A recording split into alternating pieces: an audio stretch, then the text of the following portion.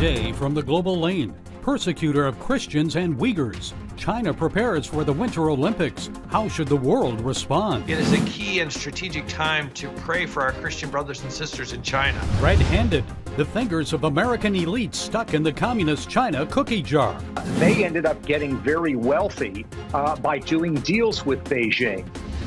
Including Joe Biden's family profiting from multi-million-dollar deals with Chinese businessmen. In every single case, those businessmen had ties to the highest levels of Chinese intelligence. And it's all right here on the global lane. With only days to go before the start of the Winter Olympics in China, the Chinese Communist Party is forcing lockdowns without explanation of entire communities near the Olympic Village.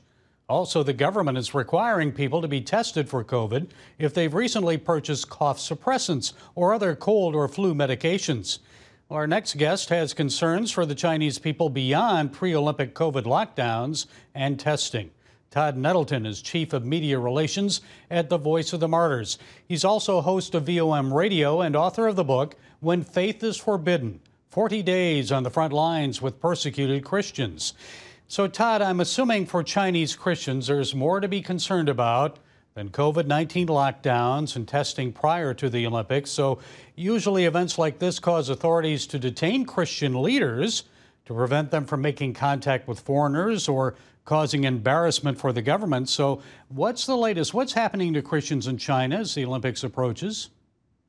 Well, that is a great question, and I think some of that we will find out in the weeks to come, probably after the Olympics. As you mentioned, it has been known to happen. I know I was in China before the 2008 Olympics, and one of the pastors that we met with on that visit, as the Olympic Games got closer, he was detained. He was held throughout the Games and held a few days after the Games to keep him from reaching out to Westerners, to keep his story from being told as part of that Olympic coverage. So certainly as we get closer and closer, it is a key and strategic time to pray for our Christian brothers and sisters in China. And this treatment's really nothing new, right? Because many Chinese Christians say government control of their churches and lives has gotten worse in recent years. Yeah, it has gotten dramatically worse. It has become a surveillance state. The cameras are everywhere. The cameras are watching. They're hooked to facial recognition technology. And this is coming from the national level. You know, 10 years ago, we would say, hey, in this province of China, there's heavy persecution. But look over in this province, the church is operating without a lot of interference. Today, we can say it is happening in every part of China. It is driven by the national government. President Xi Jinping was formerly a provincial leader. His province was one of those known for heavy persecution of Christians. And so he has brought that to the national level now, and this is being orchestrated by Beijing all over the country. Even Christians communicating online, on social media and so forth, organizing meetings or prayer groups, they're coming under attack. Tell us about that, Todd. Yeah, the government is constantly monitoring the online activity of China's citizens, including our Christian brothers and sisters there. And so they are tamping down on online worship activities, online Christian activities. You can no longer order a Bible online in China. The Chinese Communist government wants to control the hearts and minds of the people. And they see a follower of Jesus Christ as a direct threat, because someone who says, my first priority is following Jesus, obviously their first priority is not being a good communist. And so Christians are seen as a threat. Their message is seen as a threat. And the government is doing everything in their power to keep that message from spreading. Okay, back to the Olympics now. I know Open Doors CEO David Curry is urging people, especially people of faith, to not watch the Olympics on television. Low ratings, I guess, would send a clear message to Beijing about its religious freedom and human rights violations. I know VOM's taking another approach, China Prayer 2022. Please explain. Well, we know that many people will be watching the Olympic Games. You know, some will choose not to, some will choose to watch. For all of those, though, we hope that the Olympic coverage is a reminder to pray for Christians in China. You know, we're going to see events, we're going to see figure skating, we're going to see ski jumping. We'll probably see a lot of great shots of the Great Wall of China. We want every one of those things to be a reminder, hey, I have Christian brothers and sisters in China who are suffering because of the name of Jesus Christ. This is a great time to pray for them. And so we have set up a website, prayforchina2022.com. We're encouraging people to say, hey, yes, I'm going to pray for Chinese Christians every day during the Olympics. You can register on the site. There's some tools to help you share on the site. There's some specific ways we can pray. But again, the key is we're going to use the Olympics as a reminder, a daily reminder to pray for our brothers and sisters in China. And what specifically should our viewers be praying? What do the Chinese Christians say? How can we pray? You know, one of the great challenges and great lessons for us is their prayer request is not pray that we won't suffer anymore, pray that the persecution will end. Their prayer request is pray that we'll be faithful to Christ in spite of the persecution. But we can certainly pray for a sense of encouragement for Chinese brothers and sisters. We can pray for God's protection over them, protection from their own government. We can also pray especially for those like Pastor Wang Yi who are currently in prison because of their faith in Christ. Okay, the website again, prayforchina2022.com, correct? Yep, that's correct. Okay, Todd Nettleton of the Voice of the Martyrs, thanks for being with us. Thank you for having me. When President Richard Nixon and Henry Kissinger opened the door to China in 1972, China's economy stood at $144 billion. The average Chinese earned only about $132 per year. Today, 50 years later, China's economy has grown to a nominal GDP of nearly $15 trillion, and per capita income has grown to about $10,000. So how did that happen? From Henry Kissinger to the Bush family and the Bidens and many others, America's elite have helped China become what it is today. And our next guest says it's weakening America. Peter Schweizer is president of the Government Accountability Institute and a best-selling author. His new book, just released, is Red-Handed: How American Elites Get Rich Helping China Win. Peter, it's good to be with you again. So before we get into specifics here, give us the broad picture. What's happening with American elite connections to China? How is it weakening our country? Well, American elites in Wall Street, Silicon Valley, and Washington, D.C. Have been saying for decades that if we provide China with capital, with access to technology, they would liberalize and become more like us. That hasn't happened. China's actually become more authoritarian. But when they sort of pushed for that bargain, they ended up getting very wealthy by doing deals with Beijing. So not only were they incorrect, they became wealthy through an arrangement by which we strike these commercial deals with Beijing and they're able to cash in. And the problem is that even though we now know that this approach is not working, that China's becoming stronger, these elites don't want to give up the money and that the access that they have to the Chinese market. And that's why we're in the situation we are today. And you point out that as you help these Chinese companies, you're really helping the Chinese government and in turn helping Chinese intelligence. Now, let's go on to the Bidens. It's not just Hunter Biden who profited, but Joe Biden himself. Explain. Yeah, so I first broke the story about the Biden family's dealings with China back in 2018. And at that time, I thought it was simply a story of corruption and cronyism and self-dealing by a political family. But with the new information that's come out, the Hunter Biden laptops, we've also gained access to other email connection of Hunter Biden business partners. We find it's not just a story of cronyism and corruption. It's actually something that has a bit of a spy tint to it. What do I mean? Well, we looked at those deals that the Bidens got. There's basically 5 deals. And we looked at the businessmen in China who made that happen. And what we found is that in every single case, those businessmen had ties to the highest levels of Chinese intelligence. One of them, for example, who helped secure a $20 million deal for Hunter Biden, at the time he secured that deal, was business partners with a vice minister for state security in China. This is the man in China that is responsible for foreign recruitment and he was also responsible for North American intelligence operations. Another individual that helped make deals happen for the Bidens was, at the time, business partners with the daughter of the Minister for State Security, who runs the entire spy apparatus for China. So this is not just a corruption story now. It has a very strong tint of intelligence, espionage, and spying. Where does Joe Biden fit into this? The assumption has been this was all Hunter sort of freelancing. What the new information makes clear is that Joe Biden and Hunter Biden, when he was vice president, and I think probably up to this day, have intermingled finances, meaning that Hunter Biden was paying Joe Biden's bills while he was vice president of the United States. So that means that while Hunter Biden is collecting the money, one of the beneficiaries of that money is Joe Biden himself. So what does this mean now that Biden is president and China is making threatening moves against Taiwan, the South China Sea, elsewhere? Is the U.S. president in a compromised position? I believe he is. I mean, look at this in the context of the Cold War. You and I are probably old enough to remember the Cold War.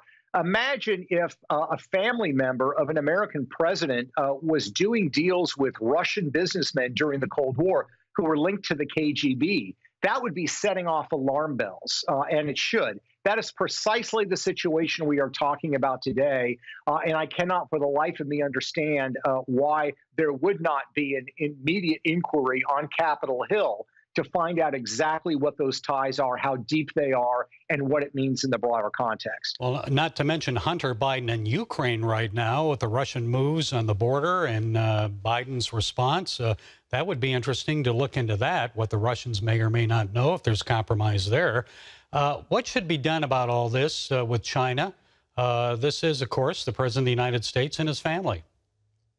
Yeah, I mean, here's the dilemma, right? What should happen is that Congress should immediately have a joint hearing.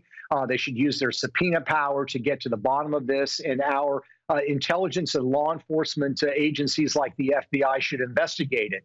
The problem is that you have a lot of people on Capitol Hill from both political parties who also have deals with Beijing. So they're not particularly interested in highlighting the commercial ties that the Bidens have, even though they are tinged with these relationships with senior levels of Chinese intelligence. It would open a whole Pandora's box on Capitol Hill. You talk about Senator Feinstein, Speaker Nancy Pelosi, Mitch McConnell, Republicans and Democrats, I might add.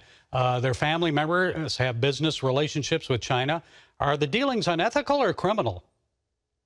I don't know if they violate laws. I'm not a lawyer, but they're certainly highly unethical. I mean, look, you look at any of them, whether it's Mitch McConnell and his family's shipping business, by which all of their ships are built by the Chinese government. All the crews are provided by the Chinese government. The financing of the ships is provided by the Chinese government. The contracts to ship goods around the world are provided by the Chinese government. They have complete leverage over him. You could look at the Pelosi's, you could look at the Feinsteins, you can find the exact same thing. This is an enormous problem of vulnerability that a foreign power that has been quite open in saying they want to supplant the United States as the supreme power on the planet, that our leaders have commercial ties that puts them at the mercy of their whims. That's a huge problem for our country, and we need to address it immediately. And I want to move on here. You have a chapter about Silicon Valley, Facebook's Mark Zuckerberg, former Twitter CEO Jack Dorsey, Microsoft's Bill Gates. That's only just a few that we can mention. How has their relationship with the Chinese compromised big tech and social media? And I'm thinking mostly censorship, propaganda here. Yeah, censorship and propaganda. But the thing that was truly shocking to me about the research on Silicon Valley is that these entities are cooperating and funding research in China with institutions tied to the Chinese military, and particularly in the sphere of artificial intelligence. Now, President Xi of China has said that if China can become the superior power in artificial intelligence, they will seize the commanding heights of the competition with the United States. What is Google doing? What is Microsoft doing? They are actually funding artificial intelligence research at laboratories in China that are linked to the Chinese military, that are helping them in their competition with us. Okay, Peter, stay where you are. We're going to take a break. When we return, we'll take a look at China's influence on Wall Street, at colleges and universities. Also, Peter, I want you to set us straight on what we can do to save the American Republic. More now with Peter Schweizer, author of the book Red-Handed: How American Elites Get Rich Helping China Win. Okay, if people are just joining us, we've already discussed how American politicians in Silicon Valley are making tons of money from China. In return, China's making economic and military gains that are weakening the United States. Now, Peter, let's take a look at Wall Street. We don't have the time here to get into every example that you mentioned in your book, but based on your research, which Wall Street relationship with China do you find the most troubling? Well, I talk about Blackstone and BlackRock, which are two big asset managers. One of the most troubling, I think, involves Ray Dalio, who runs the largest hedge fund in the world. It's called Bridgewater Associates. Ray Dalio has been quite open in praising the dictatorial regime in China. He regards the #2 official in China as somebody who is an enormous force for good. He says spending time with him, he's a good friend, is like a quasi-religious experience. Well, who is this individual? He is President Xi's enforcer. The Economist magazine calls him the most feared man in China because he throws people in jail and has them tortured if they are political opponents of President Xi. Yeah, just ask the Uyghurs about that. And in higher education, you spend considerable time on NBA owner Alibaba executive Joseph Tsai and his influence at Yale. He gave them $30 million. So what's wrong with Tsai doing that? Anything?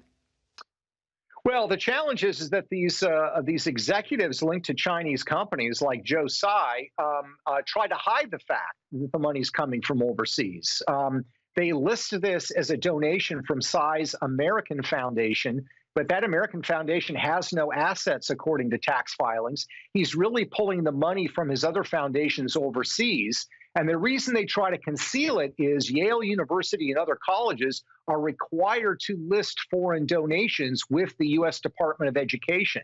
They try to hide that these donations are coming from China, and it is influencing the debate on our college campuses. It's an enormous problem. And it's not just Yale. You mentioned other colleges and universities. How is China influencing the minds of students at our institutions of higher learning? Well, they do it by manipulating or controlling the curriculum in some cases. You have other instances where a guy named Stephen Schwartzman, who runs Blackstone, an investment firm, actually sent $100 million to China to set up a scholarship program to send American students to China to study in that country. The problem is when you look at that curriculum, the students, first of all, the curriculum is controlled by the Chinese Communist Party. American students are required to take courses in Marxism, Leninism, and there's no criticism of the Chinese government, obviously. So it's influencing college campuses in the United States, and it's also influencing American students who are going to study in China. And these efforts are being undertaken by American universities and American financiers, and they're apparently very happy to do the bidding of Beijing. And finally, Peter, there is hope, right? We're not too far gone. What should be done to reverse this course? Well, as I point out in the final chapter, there are people on college campuses in Silicon Valley and in Washington, D.C. who want to fight for America, and they want to meet the Chinese challenge. These are people in Washington, D.C. from both political parties. I think what we have to do is be very rigorous. We should not allow American tech companies to be doing joint research, funding or participating in joint research with Chinese military or intelligence-linked companies. That just seems like a no-brainer as far as I'm concerned. Second thing is we should not allow Chinese companies to collect capital on American markets. That needs to be stopped. But we also need to have a policy of reciprocity. What does that mean? If China is going to prevent American media companies from reporting in China and from the Chinese people from being exposed to it, we ought to restrict Chinese media and propaganda arms from trying to influence the debate in the United States. Finally, right now, there are at least 23 former U.S. senators and members of Congress that are lobbying in Washington, D.C. on behalf of Chinese military or intelligence-linked companies. I believe that Americans have a constitutional right to petition their government, which amounts to lobbying. I don't believe that right should extend to Chinese military and intelligence-linked companies. So we need to ban lobbying by these companies in Washington, D.C.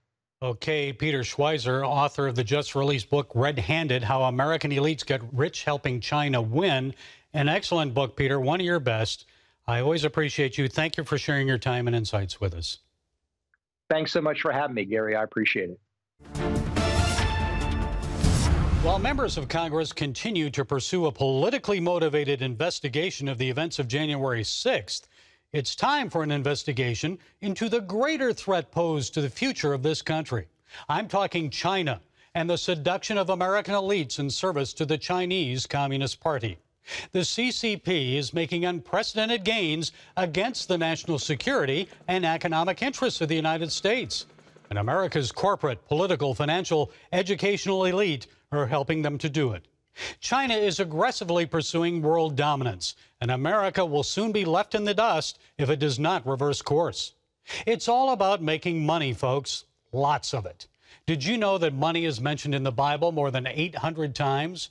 1 Timothy 6:10 tells us that the love of money is a root of all kinds of evil, for which some have strayed from their faith and their greediness and pierced themselves through with many sorrows. In the pursuit of billions of dollars from the Chinese communists, greedy American elitists are hastening the decline of our society. We're being pierced with many sorrows. We're committing suicide. So what's the way out? Schweizer has already mentioned some of the steps that can be taken to fight back. But how about also taking a step that I've mentioned before on this program? 2 words: term limits. Folks, the best way to minimize influence peddling in Washington is to limit the amount of time we allow members of Congress to serve. Power corrupts. We need to weaken the power of our politicians and remind them that they are elected to serve us, not themselves. But Congress won't vote to limit its own power. This must be a sincere, grassroots effort initiated by the states to amend the U.S. Constitution.